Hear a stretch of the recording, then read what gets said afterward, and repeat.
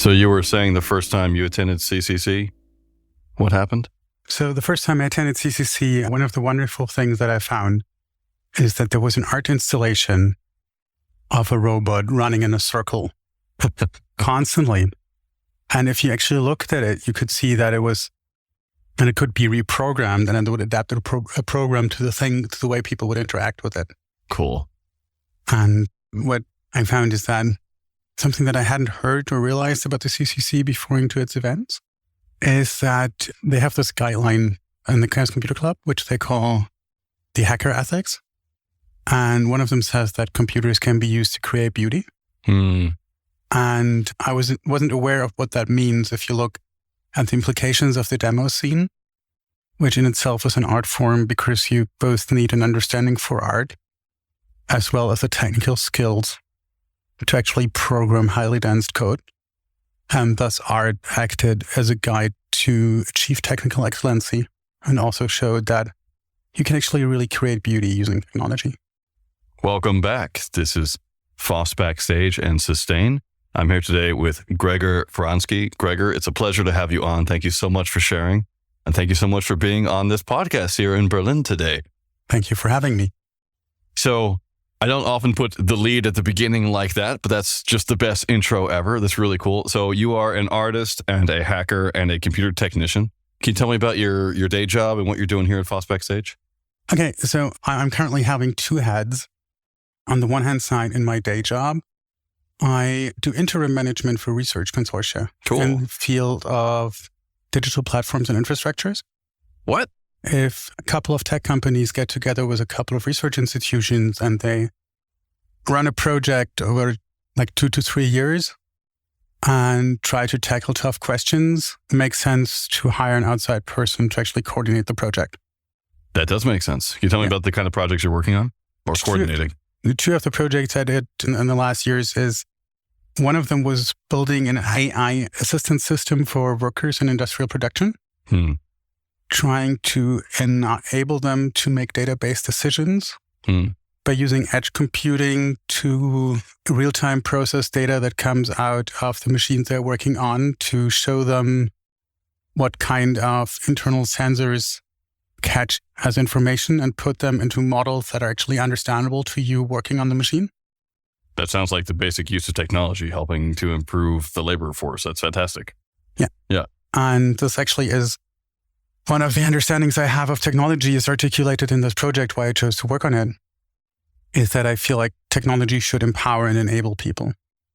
And that also brings me to the second part, which is my engagement we call it digital civil society in Germany, or doing activism, is that I always found that we as a society should have discussions about in which world with what kind of technology we want to live in.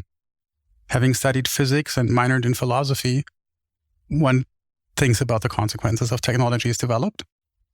This now culminated in a series of events which led to my current occupation, which is that in my activist position, I'm the board member for press and policy of the Innovation Council Public Health, which is a NGO. The German name is Innovationsverbund Öffentliche Gesundheit. Oh, good. We are a child of the pandemic. We started to help develop digital tools to fight corona. There was this Wir versus Virus hackathon by the German government, which was massive, with 40,000 participants in March 2020. Wow. And this is where it all started. Was that open source? It was open source mandatory. Excellent. And there were different fields to work on. And one of the fields was health, which kind of made sense. And people put together an amazing set of projects within a weekend, like actually having a contact diary as an app, or having an exchange platform for lab material to piece together PCR tests for corona, because COVID PCR tests were using all standard technologies, but not in that combination. So labs had to swap a lot of equipment. There was a project, Lab Hive, or a project which would basically inspire and be the foundation of all our later work, which was Digital Waiting Room, where when you knew that you had been in contact with someone who was infected or had infected yourself with COVID, you could basically submit all the information that you would give to the public health center anyway and put it on a homepage so that this communication could be asymmetric, and you wouldn't have to wait for them to call you and tell them things like numbers, street names, telephone numbers, date of birth, and all those things on the phone. But when they would talk to you, they could focus on the important stuff. Do you have someone to care for you? Do you have medical care available? Do you need medication? Does someone get you food because you're quarantined? Are there people in your household who might need help? Because now as a society, we might have established, I would say, best practices, what to do if someone catches COVID. We had 3 years to train it, but in March 2020, no one knew what to do. Is it toxic if someone puts food in front of my door and then I open it to take it in?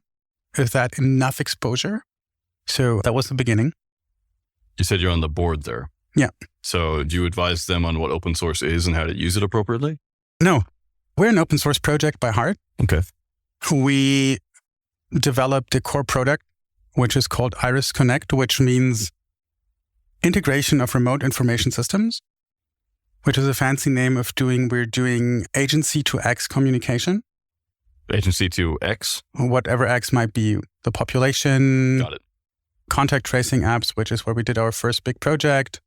Other agencies. There's one here in Germany that's still being used, right? It's currently in a revamp phase. It was used in 2021. Yeah.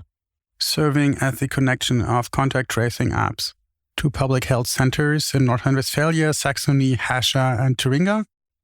All German states. All 4 German states.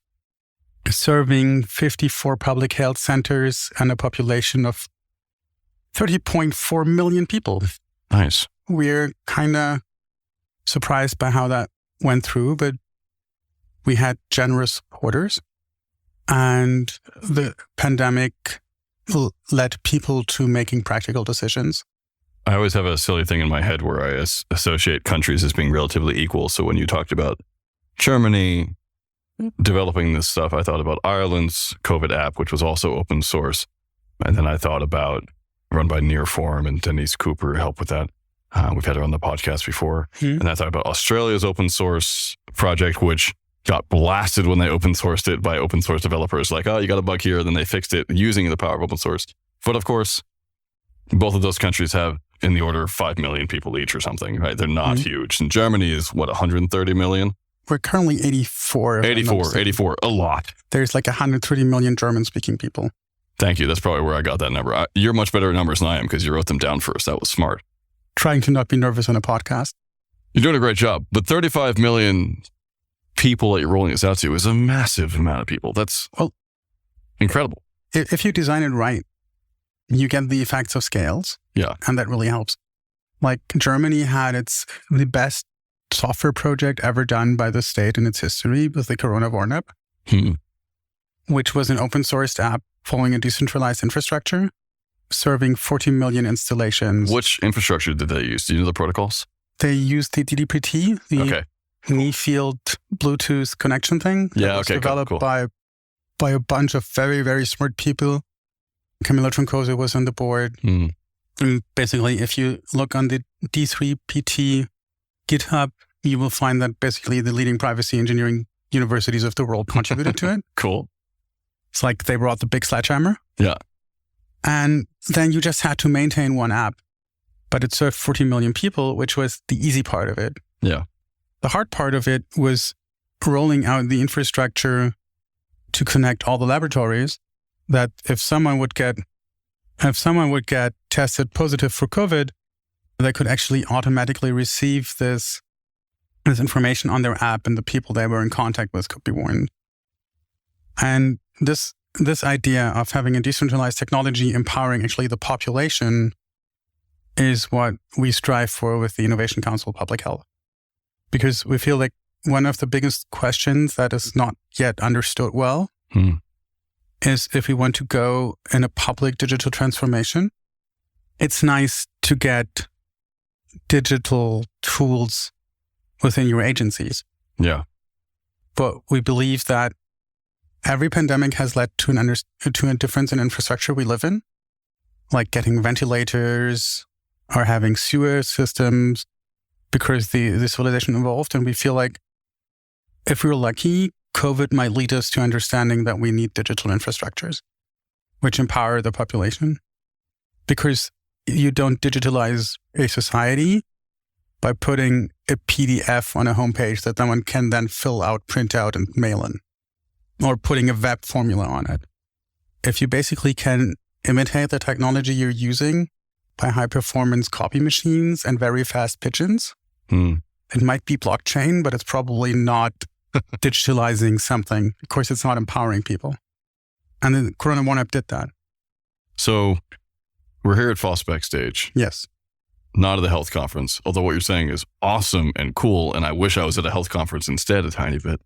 What do you think about the state of open source, given the massive gains it seems to have been able to manage through stuff like the German response to coronavirus? I feel like that there's a rather smart person in Germany, we might call her a national treasure, which is Lilith Wittmann. She is basically a digital rights activist in the domain of digitalizing agencies.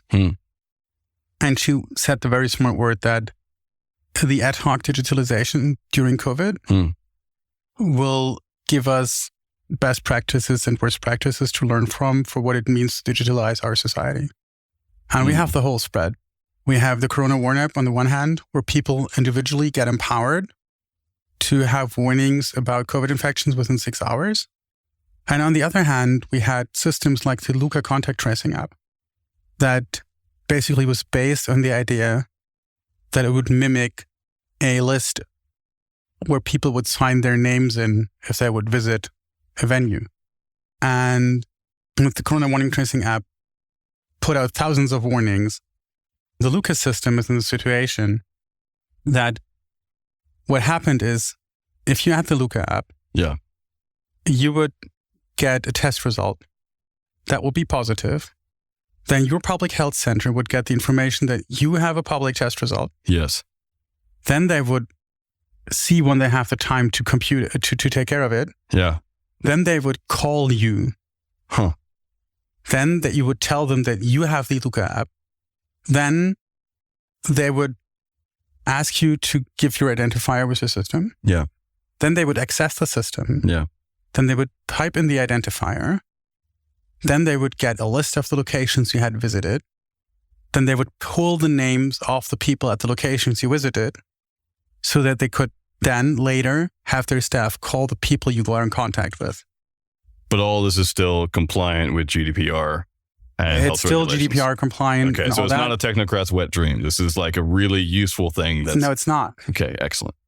Because the Corona Warn app warned every contact you had within 12 hours after you got your positive result. Amazing. The Luca app built on the non-scaling resource of telephone time of people sitting in public health centers. And at the height of the pandemic, those were not even able to call the people who were positively tested. Yeah. So calling their contacts was completely out of the question. Yeah. And this is where decentralized infrastructures bring their power to bear. Because if you have those people work in an interconnected network and warn each other, and then you empower your population to take care of itself. If you try to manage them, because then you can control it, you will lose a lot of time, which might not be relevant if you do regular administration work. But if you're trying to disrupt infection chains, calling someone 2 hours early on a Friday night might be the difference between them staying at home and them going to meet others and infect a bunch of people.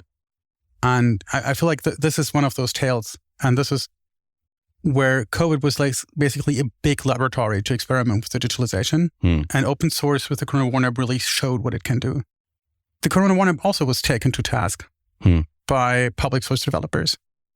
There were more than 1,600 pull requests made on the Corona Warn App by the open source community. The Luca app also did that.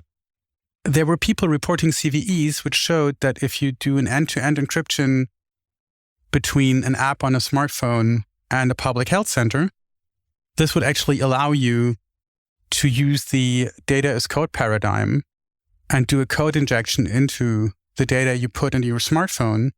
Because if you have an end-to-end encrypted channel, there's no way you can do input sanitation.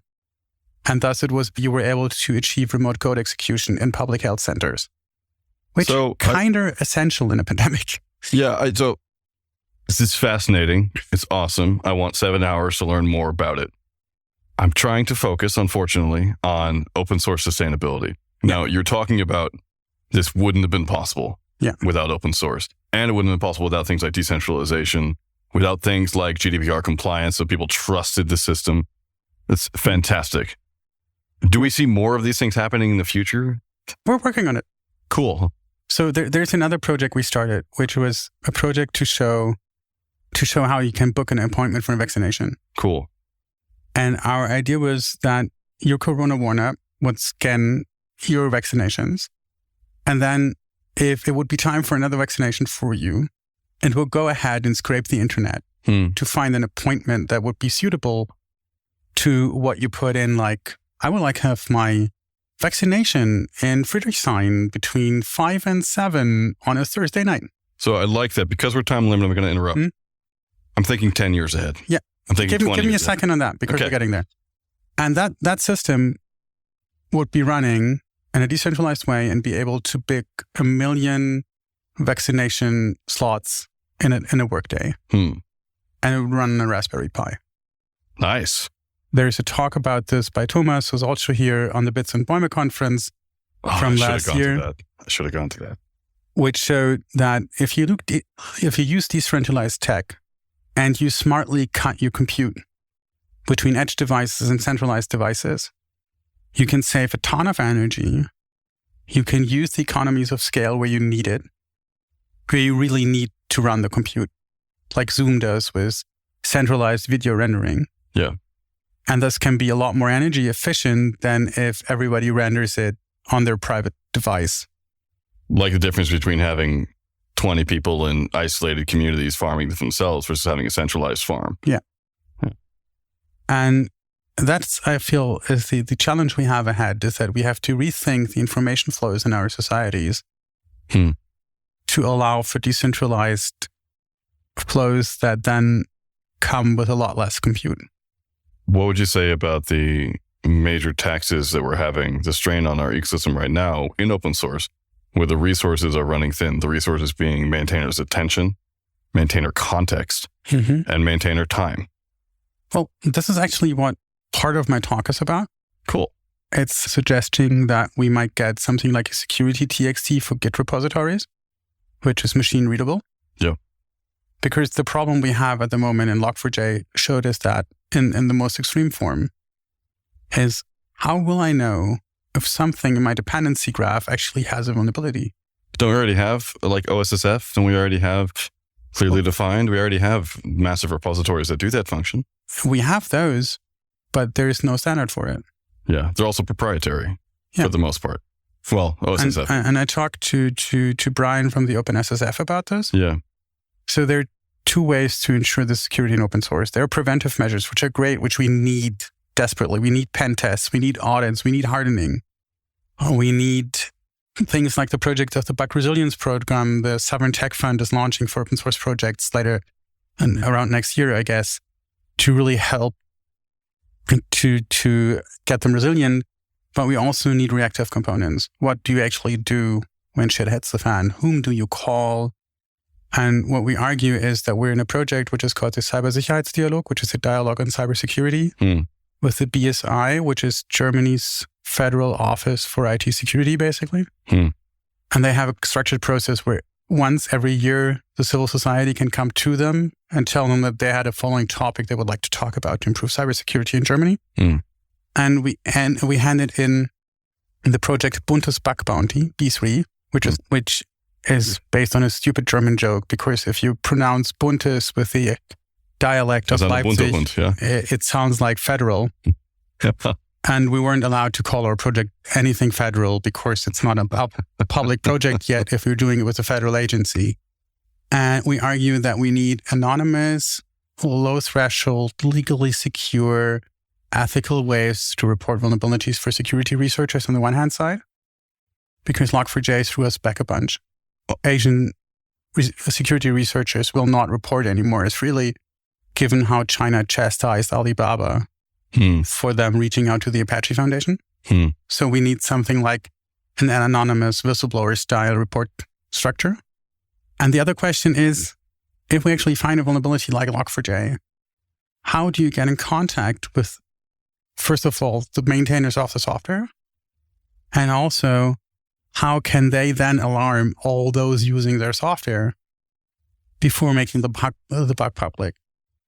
And that's the question we want to have an open discussion about in a half-a-year dialogue format, which is called Bundesbug Bounty. And we will have speakers invited like Katie Missouri to have her tell us why bug bounties are a bad idea. Or Brian, who will talk about what the OpenSSF is doing. We will have professors from German universities telling us about the legal situation that security researchers are actually in. And we will have the Log4j people on who will tell us how it is to actually be the persons who are sitting on the library blowing up the world. When is this? It starts it's currently running, and the first meeting is on the 21st of this month. March. Which is March. And it's between 1700 to 1900 Central European time, which is 5 to 7 p.m. Yeah. For our American listeners, maybe. And it will be live streamed on the web and will be an open fireside chat so everybody can join. And there is a Git repo where people can actually discuss things, which we're currently building up. And this will run until August. And we will be in various conferences like FOSS Backstage. And we will have speakers invited on our digital venue. Well, where can I go to learn more about that? You can go to our website. And then you can go to the Innovationsverbund auf Identität Gesundheit. Yeah, it's a bit shorter. So our head, Bianca Kastel, is a rather smart person who focuses a lot on accessibility and UX. So our website is just INOEG. INOGE. INOGE. INOEG. EG, got it. Like IN for innovation. Yep, got it. OE for the German Ö, and G for Gesundheit. Cool. .de because we're a German project /B3, Bundesbug Bounty. Thank you so much. And here you can sign up for the newsletter and more information will become available. And where can we learn more about you, Gregor? Are you online? I am online. You can find me on the Bird app. My nick is Little Detritus, like little, like small, and Detritus, like the troll from Terry Pratchett's More Pork City Guard. Excellent. And you can find me on Mastodon. You can find my Mastodon handle on the Bird app. Gregor, it's been a real pleasure. Thank you so much. I hope you continue to make beautiful things with code. And I'm in awe at your ability to just continue talking while we were photographed. I did not manage. So thank you so much. Happy to do so. I just tried to ignore it before I would get nervous. Thank you so much.